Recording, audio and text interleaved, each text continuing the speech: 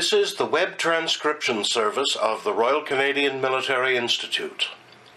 On June the 11th, 2014, a record crowd filled the main dining room at the RCMI's brand new quarters at 426 University Avenue for the first military history night in our new home.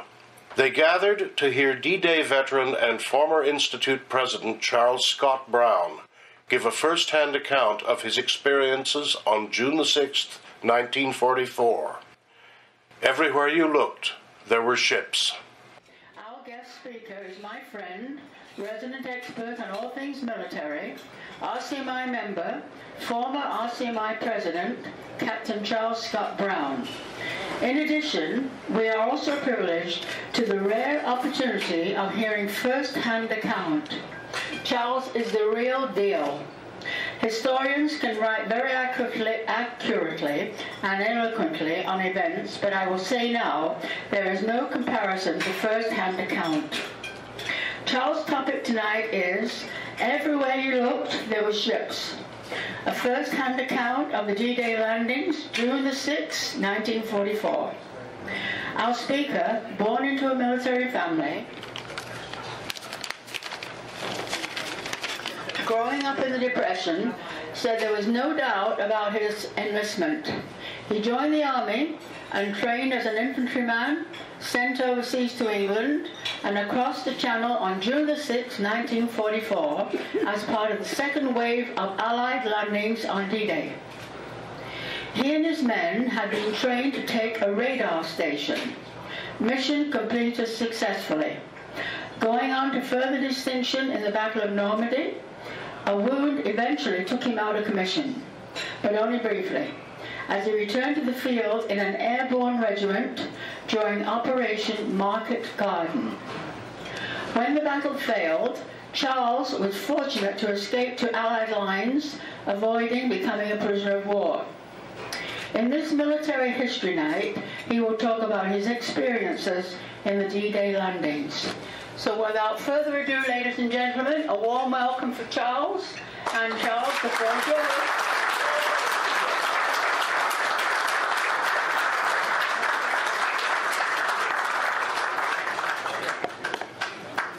All those people that can't hear me, will you please put your hands up?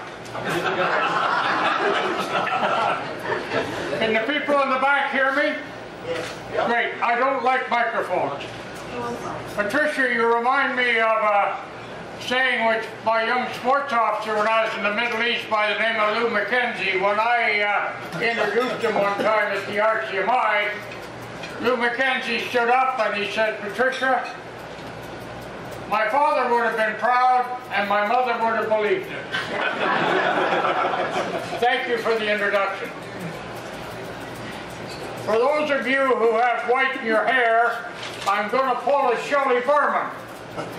He was a stand-up originally, a stand-up Jewish humorist. But what Shelley did was he found that standing up he was walking, because it's harder to hit a moving target. And then he finally got a bar stool, and he did that famous one saying, hello mother, hello father, here I am in Camp Grenada. Some of you are laughing, you remember that one. So tonight, the old guy's going to sit down and talk with you.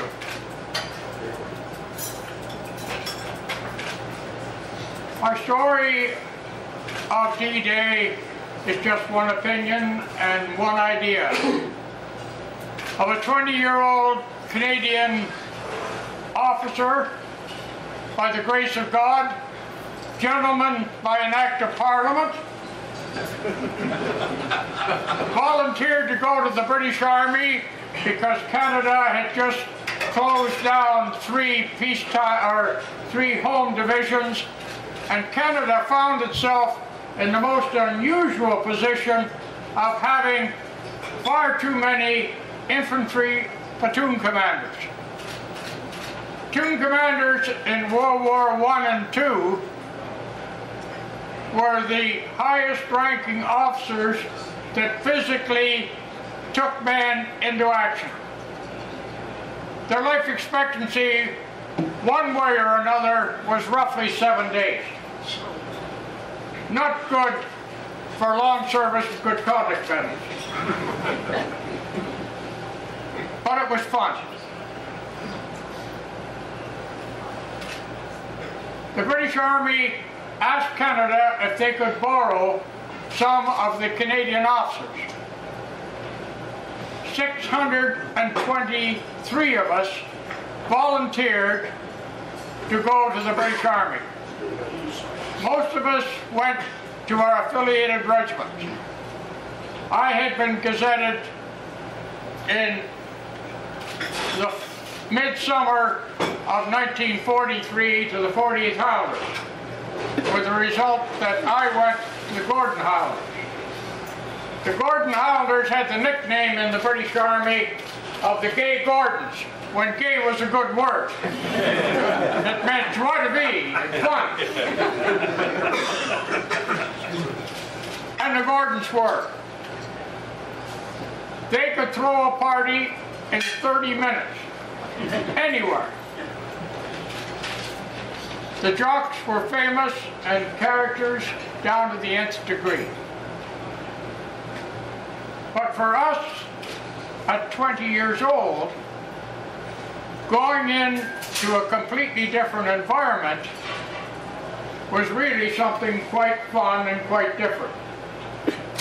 I joined the 2nd Gordons, and I was with them in 15th Scottish Division, and we were down in the south of England, down around Worthing.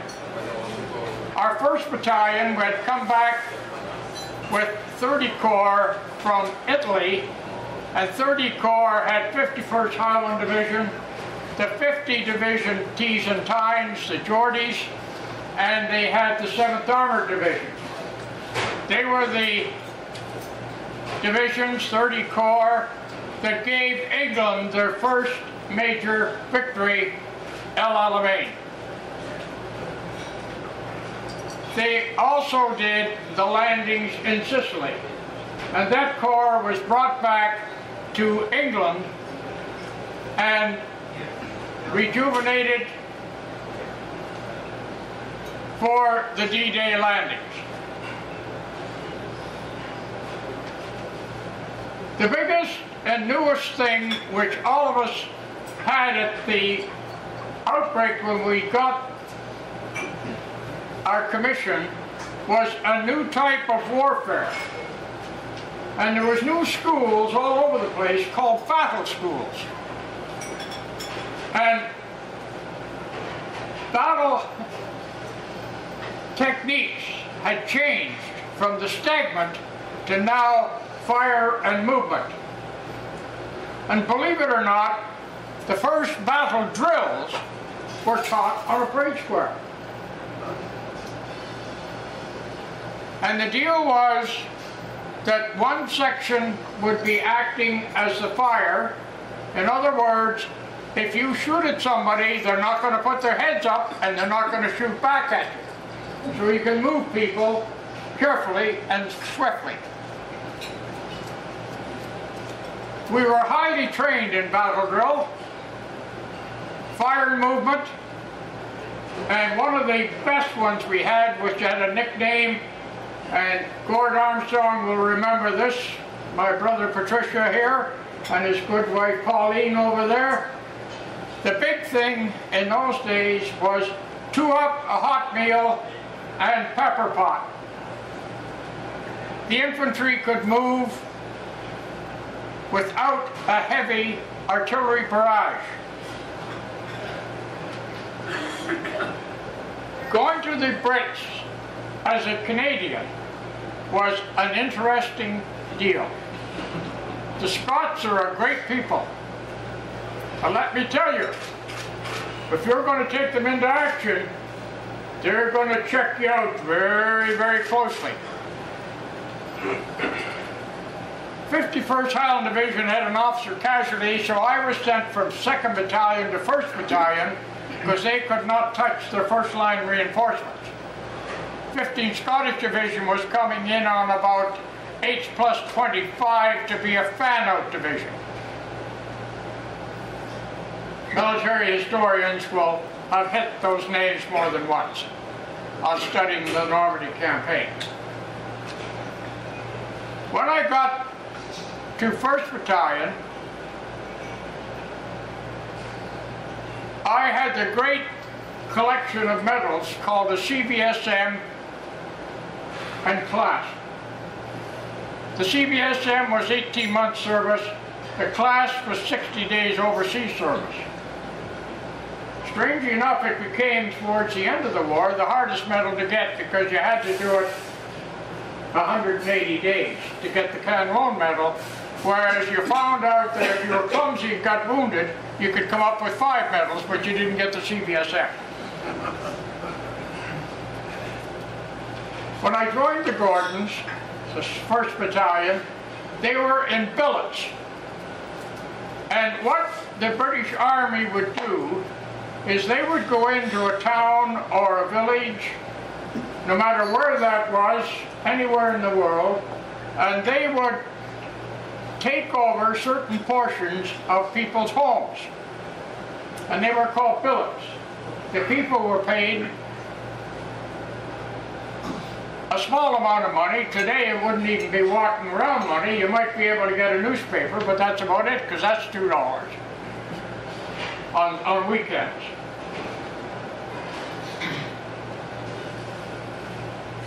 The Gordons were stationed in a town called Slough, which would be the equivalent of the GTA in Toronto for London. And the first challenge I had in joining the Gordons was to get the jocks feeling that I could take them into action and look after them and bring them out of it in one piece. The first challenge I had was getting all our kit together. And before any of us went into Normandy, we got one complete set, brand new, issue everything. Battle dress, new boots, shirts, gouchies, socks, the whole bit.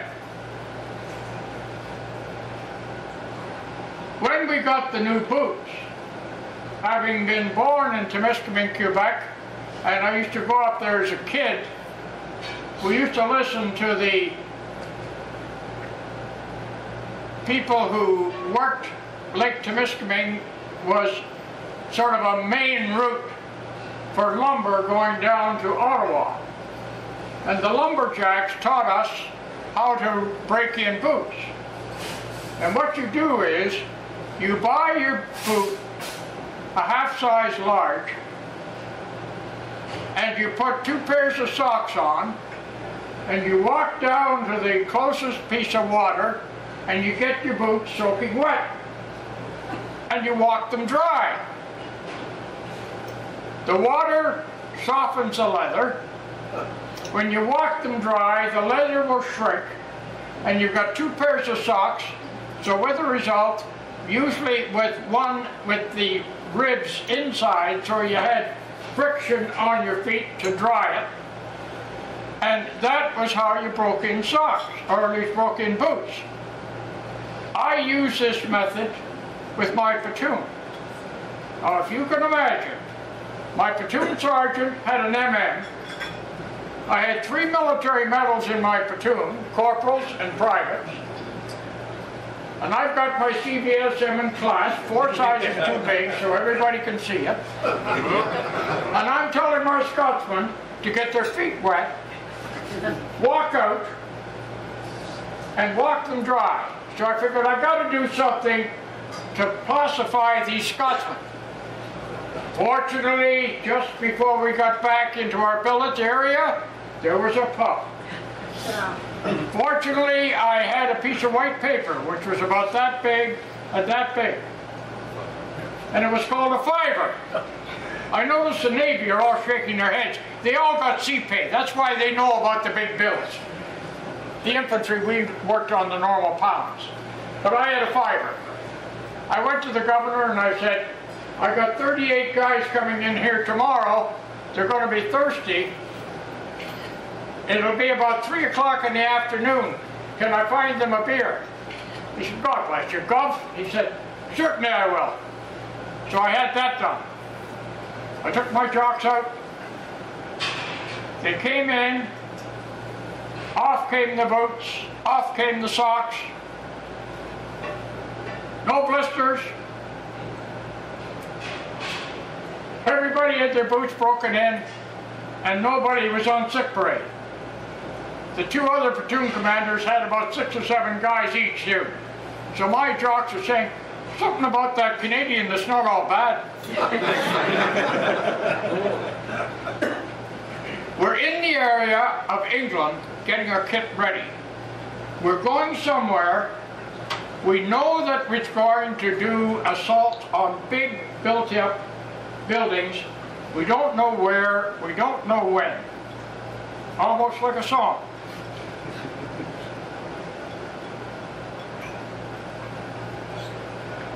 The last thing we had to do was check the 2 pairs of socks that we had, which are the old ones, to make sure that they were fit to go in to the assault with our kit. So we had what the British call making men's. And that's where you darn socks, sew on buttons. If you're very fortunate, like the Air Force, and you had bachelor buttons, they stuck them on and you pushed them through, you didn't have to sew them on. I think there was a mental block there about sewing for Air Force. Sorry guys, but I'll let you get after me fair next time. We're sewing on buttons and everything like that. So I was walking around my platoon, and there was one young jock, I'll swear he was 15, but he said he was 17. And he took a sock, and he had the darn in the needle, okay? So he just put it around, pulled it, and tied it. And I looked at him and I said, Jock, who ever taught you to darn a sock like that? He said, sir, I got 4 sisters. I never darned a pair of socks in my life. I said, well, you better learn. Come here, give me that sock. So I got the sock from him. I reached down and took my fighting knife. We used to carry them right here in the thigh. I pulled it out and I cut all this stuff that he had. And I put my fist over, as I was taught in the Cubs and Scouts, put it in, and started to darn a pair of socks. And I had the most funny feeling. Someone's behind me. And I look around, both sides, and there's the platoon. And all of a sudden, there's another voice comes out. Canada's no all bad, he knows how to darn socks. They were mine. They were my platoon.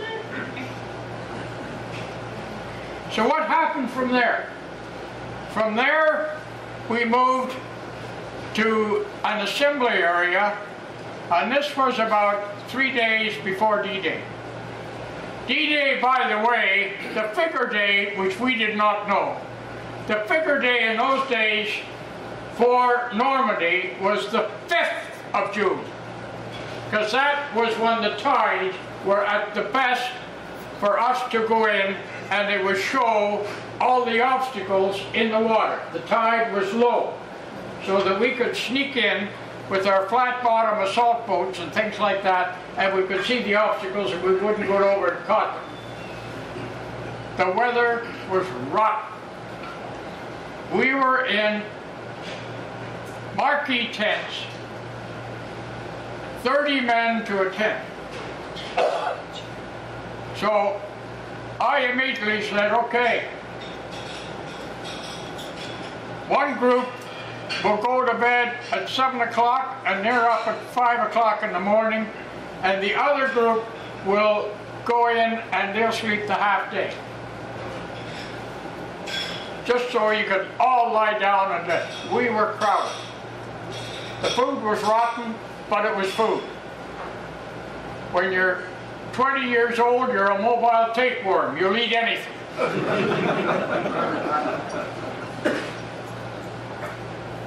In that area, we got our second briefings. We got our templates, which was a piece of what we call now plastic. And on that, we drew out where we were going to go, what we were going to do, and how we were going to attack our buildings. We had been practicing on buildings in the outskirts of London. Actually, we were practicing it on candy factories in Slough, which is another story.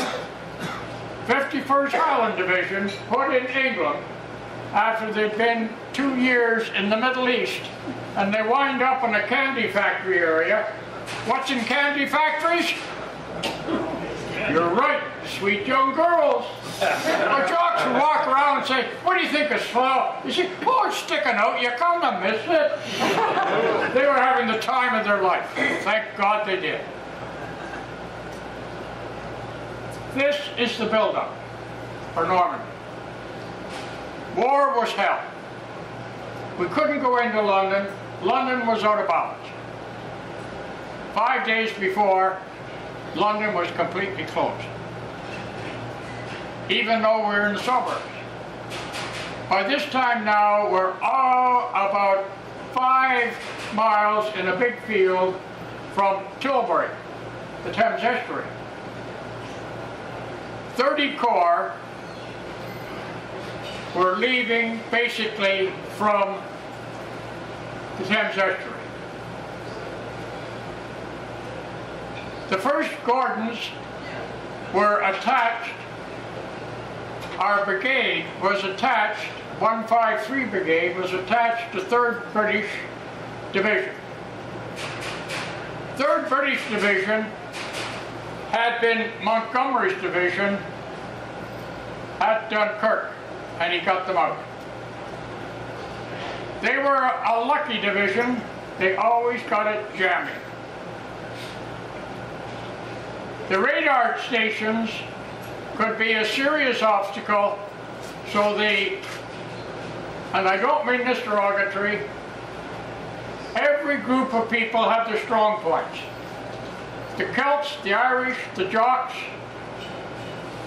are very good at attack and tenacity. They command no man's land. If you want to hold a piece of ground, put the English in. They'll never get off it. If you leave the English soldiers there, come back 20 years later, they're still there waiting for you. The Jocks are looking for a pub. Everyone has their strength.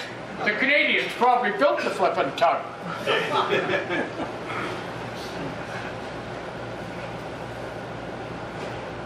Sitting there, we know what we have to do. We've got it all on our templates. Only one thing missing, the map underneath. We didn't know where. We knew we'd get the maps when we're on the boat.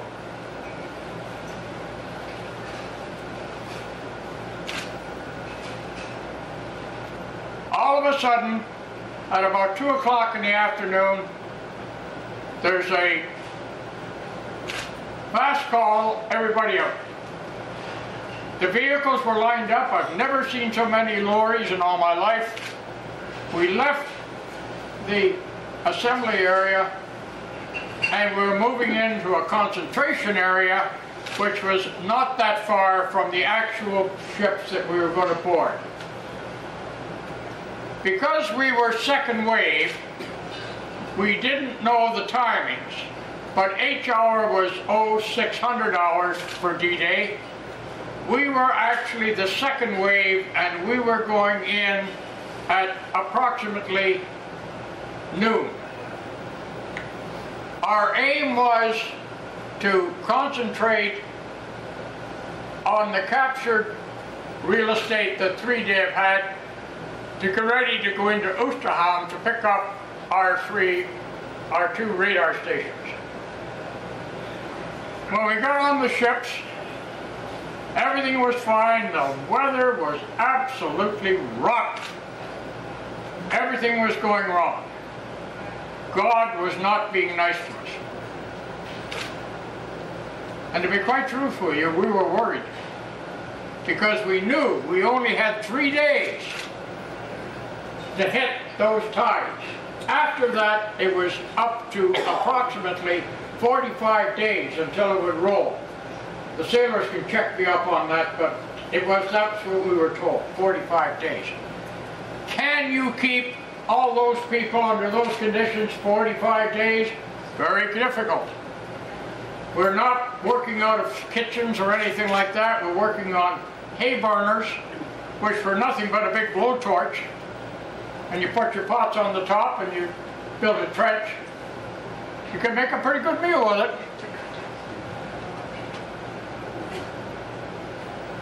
The timing was most important. Probably, and he said it during his lifetime, Eisenhower said that was the biggest decision he ever had to make.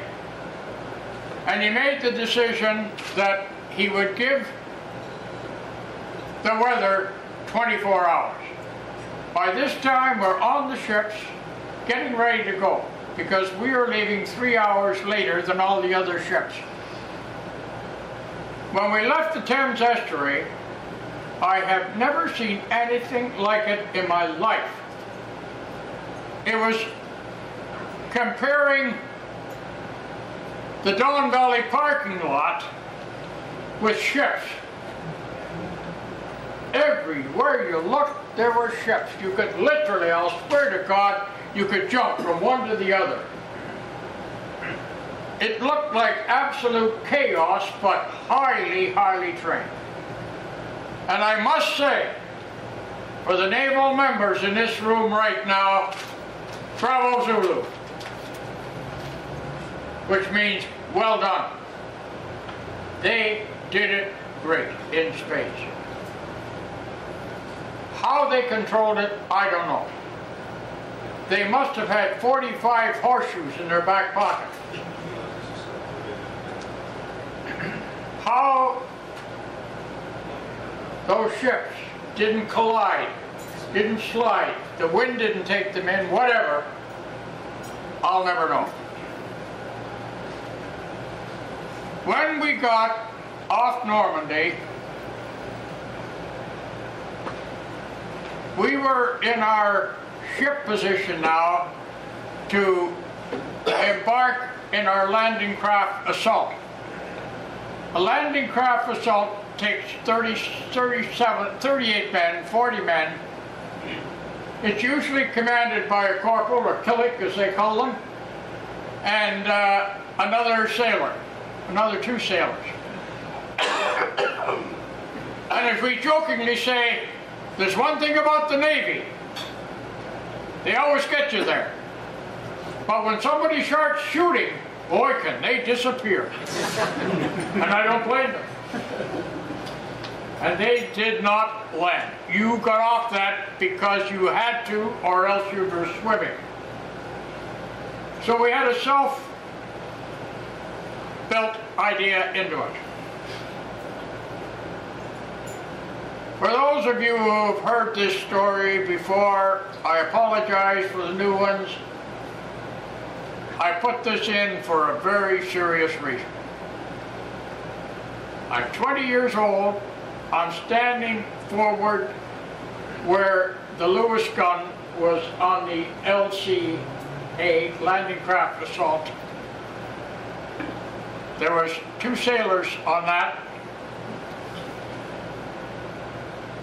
And I've got my head up with my binoculars trying to look. And being 20 years old and always hungry, before I got off the ship to get in, we were lucky. We were the first wave off the ship, so we walked from the deck directly, they were still in the davits, right into the LCAs. The second guys came in, the LCAs would come around, circle the ship, and then they'd drop the scramble nets, and the guys with full marching order, with this sea going like this, and uncertainty, crawl down that net and jump into the LCAs. We had first class. We were posh, poured out starboard in. We just walked in, bang, and we were gone. Because first Gordons were the first wave of the second wave. I'm in this LCA and I'm looking all around, and I've got a bully beef sandwich in my hand. And I'm just chomping on that. And all of a sudden I get a tap on the shoulder, and there's Sergeant Hutchison MM, military medal, tapped me on the shoulder. He said, "Sir, turf the flippin' sandwich, will you?" And I turned to look around at my jocks, my Hale jocks. There wasn't one white one in the whole group. They were all green. And I wasn't seasick, because I'm eating a bully beef sandwich. Needless to say, it was the first casualty on that ship. It went overboard. When we got to the beach, 3 dead were in about 3 to 4 kilometers by that time. 3rd British did a good job. At that time, they did a very good job getting in there for us. We went to our assembly area, got into our fighting echelon, and did one last clean of weapons, went over everything, checked our men to make sure that they knew exactly what, each section knew exactly what they were doing. I checked all of my corporals and doing all the good things. This was the only time in World War II where we did not have any LOB, as we say in the infantry, left out of battle. In the infantry, we normally leave about 10% out of battle. If that platoon gets slaughtered, you've got a cushion of 10% when the new recruits come in to train them and bring them up. There was no LOB left out of battle on D-Day. When we got to the forming up point, getting ready for our start line, we got some bad news that the gunners had been called over to another area. We'd have to make the assault with our own 3-inch mortars. We had no 25-pounders. They had to be used elsewhere.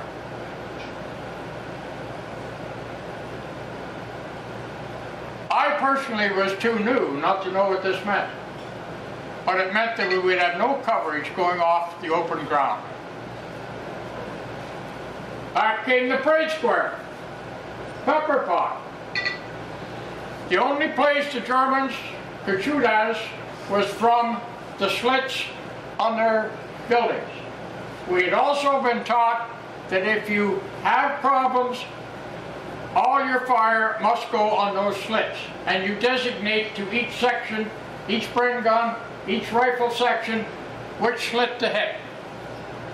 We were also taught that in a case like this, the only way you can get in without getting seriously hurt is to get underneath their weapons so they can't lower them, come up underneath them, and use a smoke grenade.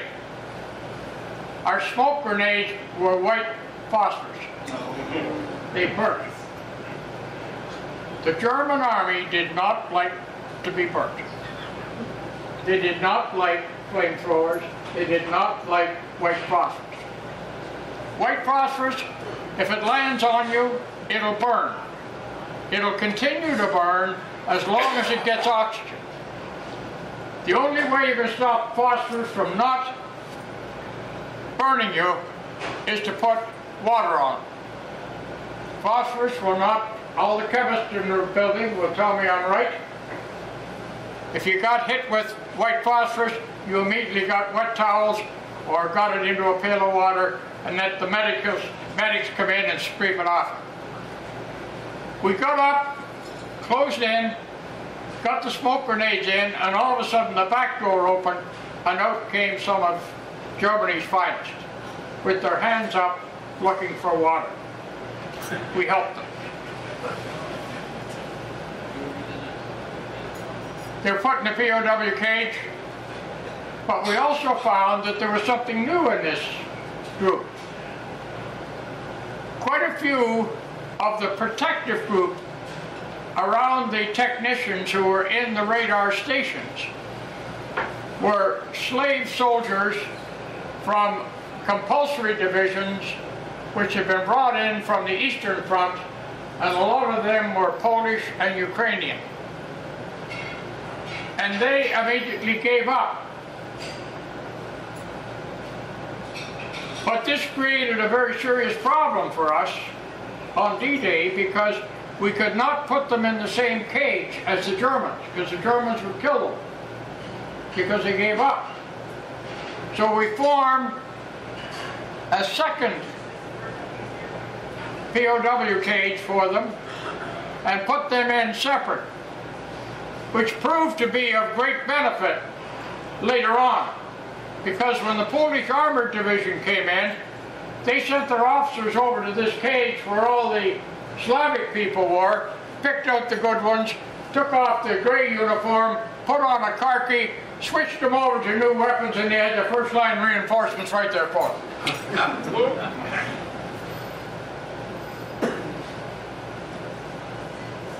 The biggest problem we had in Normandy were the small fields with hedgerows. And the hedgerows would be about 2 to 3 feet high. And they surrounded the whole field. The hedgerows and the corners, especially where you could get fire position across, 2 MG-34s, machine gun, German machine gun 34, 1 in each corner, beautiful crossfire. It cost us. Again, how do we do it? Again, good old-fashioned 36 grenades. You can't control them with firepower, you can do it, but you can't afford to use that much ammunition to keep that area quiet for that period of time. You only carry 350 rounds with you. A good infantry soldier on a set-piece attack will probably use 20 rounds maximum each. Grenades 1.5 pounds each, and throwing them cricket style so you don't burn your arm out, you could probably throw 20 or 30. So we asked for 36 grenades, and that solved our problems in Normandy with the small hedgerows.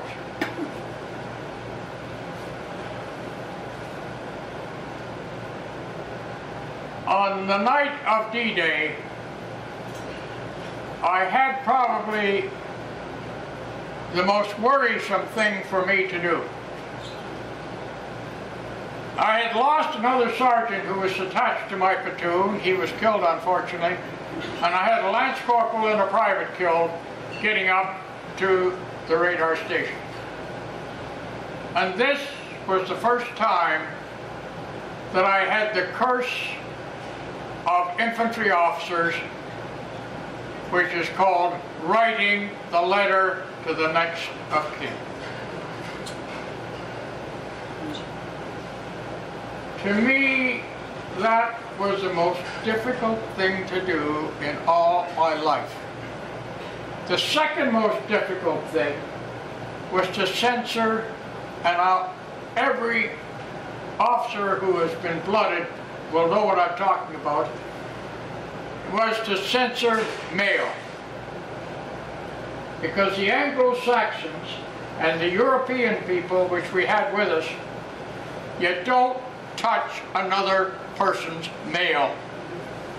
That was the biggest sin in the world if you ever did anything. That was the worst. And to have to read somebody else's mail to make sure they weren't breaking the regulations of security was the thing that I hated the most. I had one little kid, he was about 18, and that little sucker would write 4 letters in one day to Mama. How do I stop? Oh, I tell you, you get cunningness and stealth. We had what we called field postcards. And the field postcard was exactly that. And on the back of it, it says, I am well, sick, and you put an X in. All of a sudden, on a cunningness and stealth night patrol, I got the little sucker's small pack, took out the paper, took out the envelopes, and stuck in 30 field postcards. That solved that problem. There was no answer to the letter back home. However, it did become a routine where you formed a format. Dear Mr., Miss, Mrs., I regret to inform you that on such a day, your son, and started from there. Sometimes you crossed your fingers. It was always something very important, anything to make them proud of that young guy. You never said he stuck his head up when he shouldn't, or anything like that. You smoothed them as much as you could, with the result that every once in a while you crossed your fingers. It wasn't until after the war that I realized, and I spoke to some of the Scottish people when I was in Aberdeen before I came home to Canada to go on the Pacific Force, that I found out how much they did appreciate it. It's the toughest thing to write. Because you always ask, what could I have done to save that kid's life? I could have punched him. What could I have done? And to this day, I still ask myself that question sometimes, especially around the 11th of November and the D-Day itself.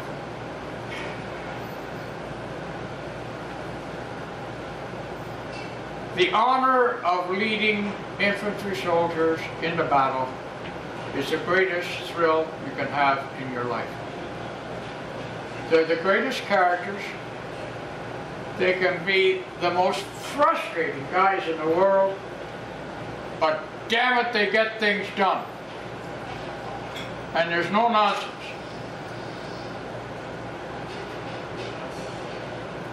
One of the pet expressions which we carried over from World War II into our peacekeeping one was, we're not here to make problems, we're here to solve them.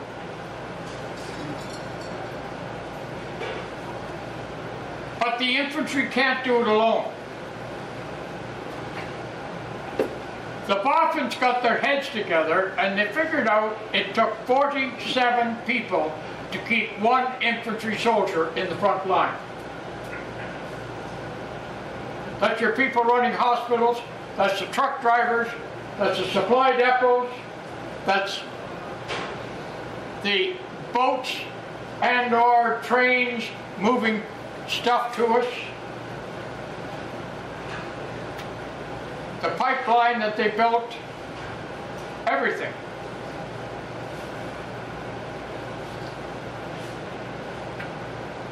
On midnight, 10th, 11th of July,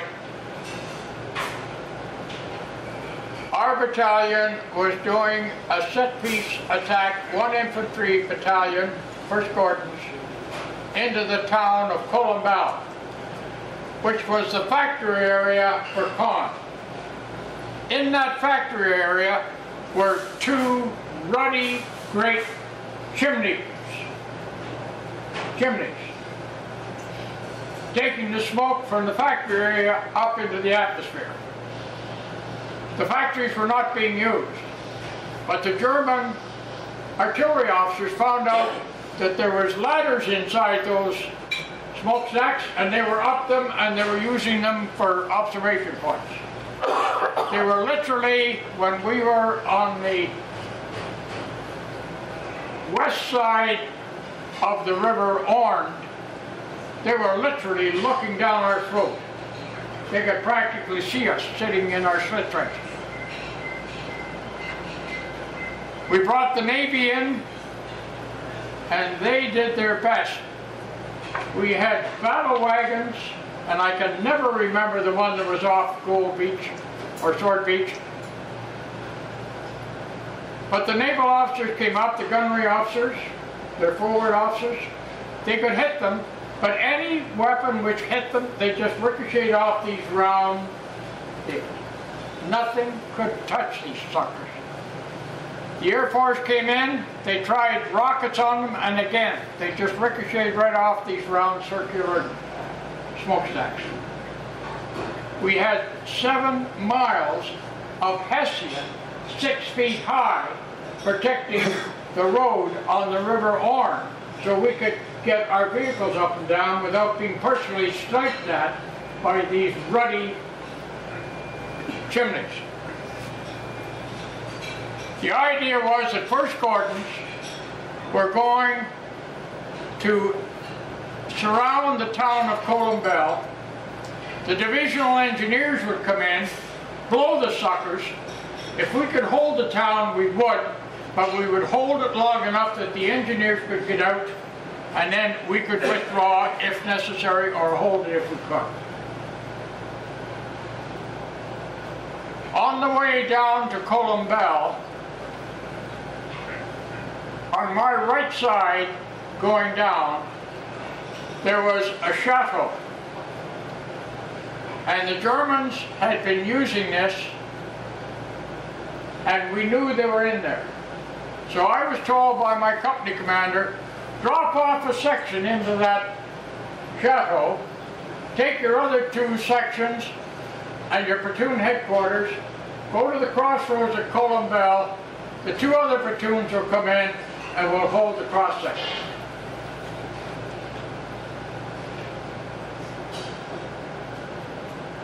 This was D plus 35. Instead of 7 days, the crazy Canadian has lasted 35 days. You know your luck's running thin. We started down the road. We were doing a straight set-piece attack, 100 yards in 3 minutes, and the artillery would lift on a rolling barrage. The same style, the same timing as was used in Vimy Ridge in World War I. That was the basic roll set-piece attack force. You were supposed to go, in the infantry, you were supposed to go hug your barrage, get as close as you could. Within 100 yards, you'd go to that barrage, you could see where it was, and then when it lifted, you would go in. We had excellent gunners. The Germans used to jokingly say, and I had one artillery captain, which I had the honor of bringing over to our side, persuade him a little bit, and he asked me, will I be going through your gun lines? And I said, yes, you will, Fritz, why? He said, I want to see those belt-fed 25-pounders. I said, we haven't got them belt-fed, but we got some damn fast, good gunners. And for the gunners, God bless you. Halfway down the road to the chateau, I heard a bang and a pop and a shh like that, and I figured, oh, shit. Excuse my French. And I headed right for the verge. And on my swan song down, I heard the bang and the flash at night, because our H hour was 1200 hours. Midnight, 23:59. But I didn't feel any pain. And I tried to get up, and I fell down. Behind me was my backman, who had walked into it. I got over to him, and he was in pretty bad shape. An S-mine was a cup, an insert, a ballistics cartridge, which creates smoke. You step on it, the push igniter forces the cordite to burn, and the smoke kicks it up in the air about 6 feet, and it explodes. Very simple, very easy. What was in it? Whatever they had. Nuts, bolts, pieces of metal, anything they had, throw them in, and that was an S-mine. He'd lost his left eye, and I got a shell dressing on that and tightened it up as fast as I could, and I tried to get up my feet again, and I could not. the stretcher bearers came in. I said, take him out.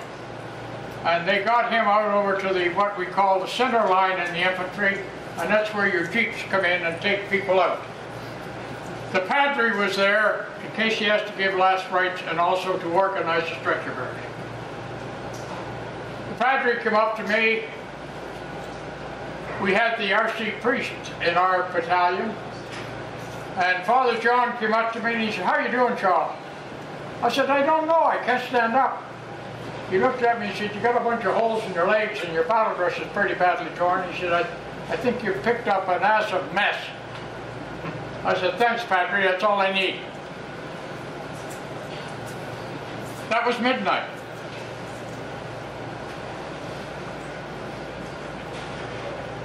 "12 hours later, I'd had 2 operations, and I was in 18 Canadian General in Colchester.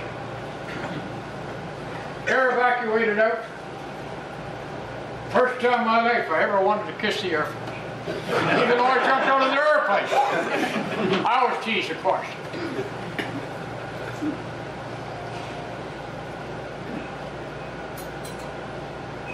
Penicillin, great stuff. The medics at that time were working on 30-day round tour. If you had a through and through clean wound, in other words, it didn't hit any bones or anything like that, they could get you back in the reinforcement center at 30 days. Being good infantry soldiers, we'd say, do you think you can stretch it to 60? Because it was sort of nice to be able to walk around and work on not having to do all your work at night. That was Normandy. Had fun? Oh yes. The most attractive job I was ever given was on about D+8. And our commanding officer at that time was Harry Cumming Bruce. He was Lieutenant Colonel, the Honorable HCTC Cumming Bruce, DSOMC. Uncle Harry, we called him. And he said, Charles, we were always short of jeeps. He said, Charles, I understand the Americans are over by Bayou. I said, yes, sir. He said, do you think you could take some of those favorable characters of yours and go over to Bayou and liberate some American jeeps and bring them back to us? I said, Uncle Harry, you want me to go over and steal some, do you? Charles, don't use that word. You liberate. I said, well, we'll have a go, sir. He said, by the way, just because we're living like swine, we don't have to behave like swine. When you're in Bayou, look for some camembert cheese and some good red wine. And he said, if you go back to the commanding officer of headquarters company in AS, he will give you some French francs. And he said, see what you can do. I said, fine, sir.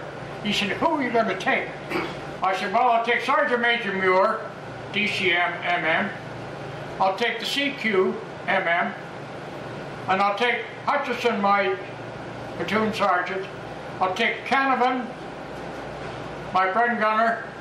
And I'll take my batman and a signaller and a jeep. He said, that's a fine group of pirates you've got there. Have fun. We went over to Bayou. Lovely drive. Thoroughly enjoyed ourselves. We're back in B echelon. You know, we're so far back, we're almost halfway to England. We get to Bayou, and I said, there's a hotel. Hotels have bathtubs. We hadn't had our clothes off since then, since D-Day. I go to the hotel and I said, have you got a bath, a room with a bath? Yes. Good. They said, I said, can you fill it up? He said, yeah. I said, I got some Canadian cigarettes. Yes, sir. I had Canadian cigarettes. Gold anywhere. I looked at them and I said, seeing as how I'm paying for it, I go in first. And it's by seniority. And don't throw the kid out with the water. And we came back and it took us about half an hour for the 7 of us to get in there and out and have our shower. Oh, it was the most gorgeous, lovely feeling. You could actually put your arms up and not be ashamed of yourself. It was fabulous. Your toes weren't swirling. Jeez. So I got the 7 together and I said, now look, we're in the American zone. I'm going to speak like an American. I don't want you apples laughing and screwing things up, so keep a straight face when I go into this. So I walk up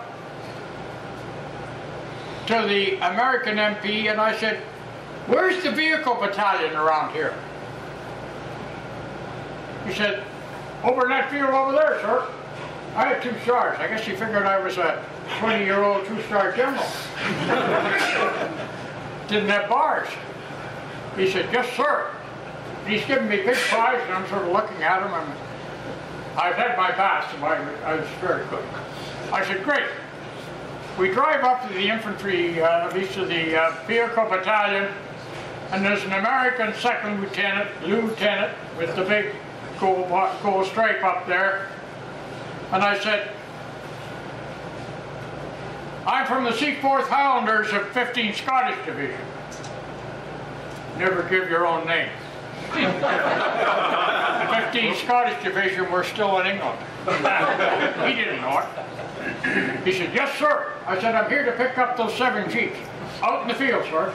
I said, we got high tension lines, and I said, we got rotor arms, because the jeeps did not have any security on them. It was just a toggle switch for the alarm. So if you wanted to protect your jeep, you took usually the high tension line out, or the... So anyway, he said, those suckers are all ready to go. I said, great. I said, okay. So we went up there, and I said, this one, that one, that one. I took them out, and we just started to go out, and I'm in our old wreck, driving it, and I looked at the same guy, and I said, where's the gas point around here? I'm supposed to pick up some jerry cans. He said, about a half a mile down, sir. He said, there's another field of them, just take whatever you want. In the Brits, you had to produce an empty to get a full.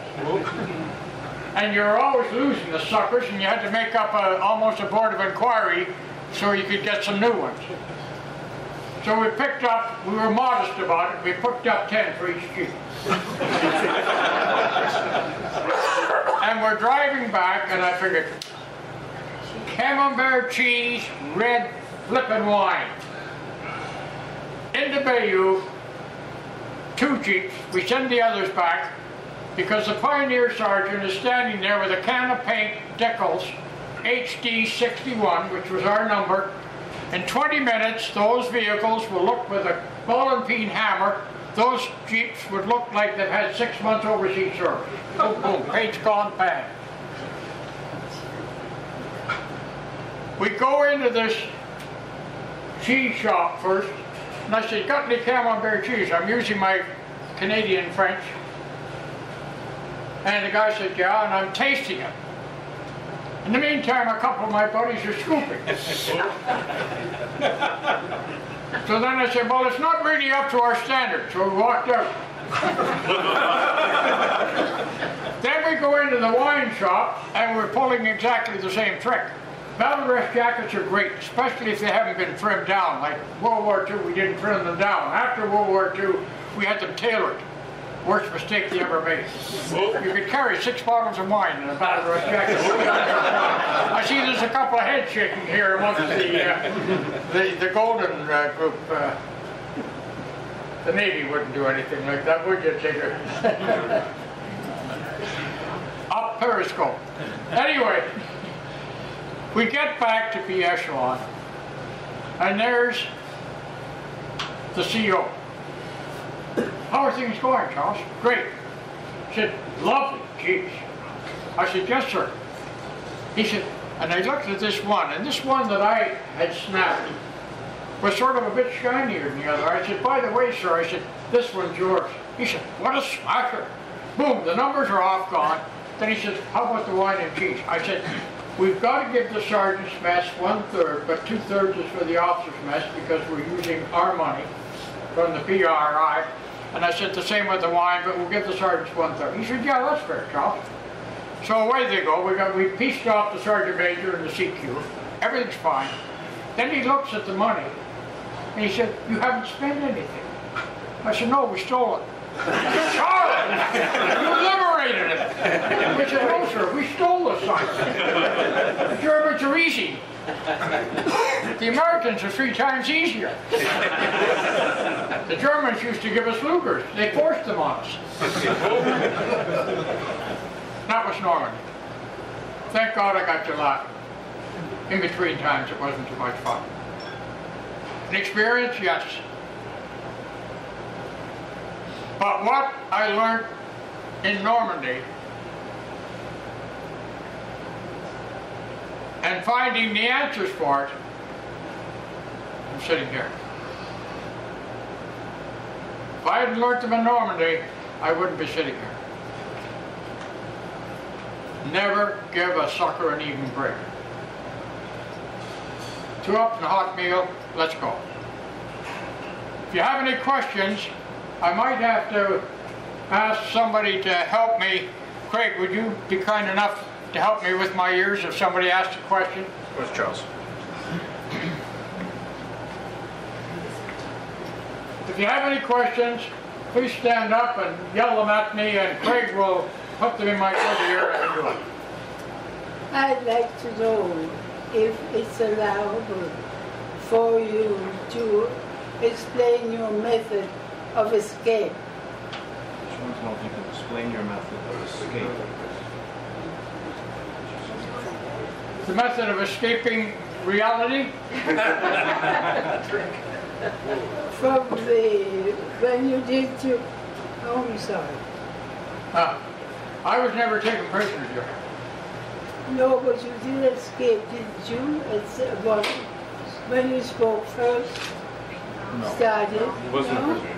No. I think she might refer to Arnhem. Can you shout out the question? Because we got we don't Yeah, she was just asking Charles how he managed to escape, but we're just explaining he was never a POW. She might be referring to Arnhem when he avoided being. Oh, okay. Arnhem. No, Arnhem I did not. Arnhem I swam the River Rhine. That was another campaign. That was Market Garden. Market Garden. I'm just talking tonight about Normandy. Yes, Over north. Yeah. Arnhem was a different kettle of fish. That was the biggest game of cowboys and Indians in the world. Yes. Yeah, we got another hour. Yes, sir? Hey, Charles, you remember telling a story about, I think it's called SRD? SRD? A story about SRD? Okay. And you said that was a very... I know he's a gunner, and he's the best gunner there is because he has the keenest eyes and the greatest ears in the world. Unfortunately, he lost his sight, that's right. I hear what you're saying. SRD is what the Army calls issue rum. An SRD rum, and I'll challenge you, you can have fun with this. You can go to any World War II soldier, any Korean veteran, any veteran, or the Navy, and you say, what is SRD rum? And you say, I don't know. I asked Chris Folks that one time. He said, I've drunk gallons of it, but I don't know what the name is. SRD is very simple. Service Rum Demerara. Exactly what it is. As a matter of fact, the ordinance, that's the ordinance name. That's what you have to write to get it. And I remember one time, I wanted a plunger for a toilet. And do you know what a plunger's called in the Army? Cups forced rubber with wooden handles. Exactly what it is. SRD rum, Service Rum Demerara. Yes, Fraser. I'll ask you a naval question. When you landed in the LCA and the ramp goes down, How much water were you in before you could get onto the beach? How deep was it? And the ramp was down. And also Yeah.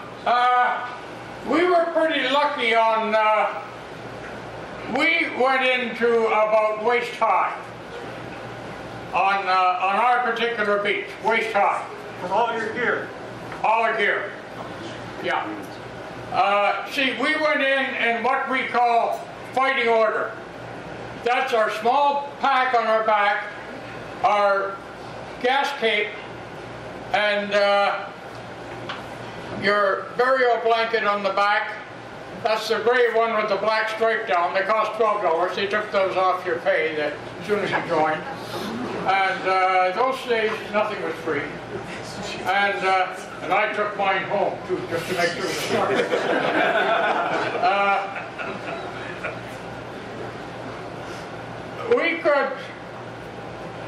We had no problem getting off. You have to keep a steady movement in water. You've walked in water, you know what it's like. And we practiced it, Fraser, and we had no casualties at all getting off. The casualties usually are your first assault wave, and they're caused, I would say, top of my head, 90% are gunshot wounds and or shrapnel.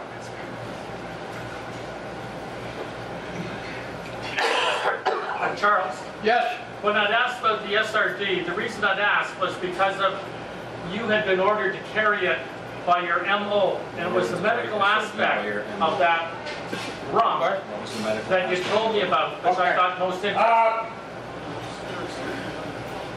Our medical officer in the Gordons, who had the same surname as I did. By the way, I did not use my hyphenated name in World War II. The Canadian Army did not have regimental numbers for officers. You went by your surname. A hyphenated name is a kiss of death. Scot-Brown, is it filed under the S's or the B's? You know, and it's a problem. So I was Charles Lewis Scott hyphen Brown, you know, Brown was my last name. So our doctor was also Brown. There were 3 Browns in First Gordons.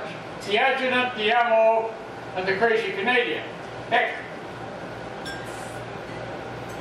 Our doctor said the officers and the sergeants and the section commanders, the corporals, the officers were issued 10 morphine syringes. And the sergeants, if they were platoon commanders, carried 10 morphine syringes.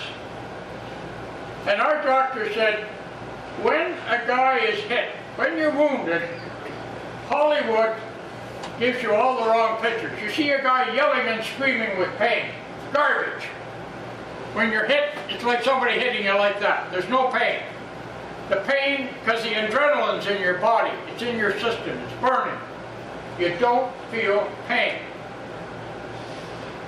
So why give them morphine syringes? Because if you give a guy, if he's got a gut wound and you figure, you know, half's out, you give him a shot of morphine syringe, he can't get another one for, I think it's 8 or 9 hours. By that time, the adrenaline's out of his system after about 4 to 5 hours. Then he needs it. So our doctor said, what we'll do is, we will give the officers, the section commanders, and the platoon sergeants a second water bottle. And in that water bottle will be SRD rum. So providing it's not a gut wound. If a gut wound, don't give them anything. If it's a straight through and through, or if it's a leg smashed or a leg off, give him 3 rounds rapid of overproof rum. Send him back to me half smashed. When he gets rid of the hangover, by the time he's ready, the adrenaline's gone, then the medics in the advanced dressing station can give him a shot of morphine. But don't do it. So we in our regiment, all had 2 water bottles. I have never heard and our brigade followed us, 153 Brigade, the 5th, 7th Gordons, our sister battalion, and the 5th Black Watch, and I never heard of anyone touching that drum. Other people have carried it also during the war, but nobody would touch it. That was for the wounded. And you never touched it. It was an honor. And you didn't break your honor. Yes, Black? How can young Canadians like me help preserve the legacy of D-Day? You're doing it by being here. You're doing it by going to school. You're doing it by asking questions and learning. Because you're going to have the torch, and you're going to have to carry it. And your dad's going to teach you. Because I know him, and he's a good guy. Okay? And always use this. Think, think, think. Okay? God bless you. Thank you, Shelley Berman.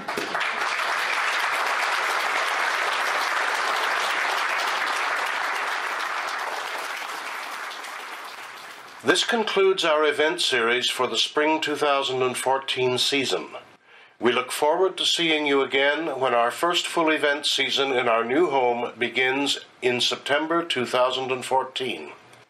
For the RCMI, this is Eric Morse saying thank you for listening, have a wonderful summer, and we'll see you in September.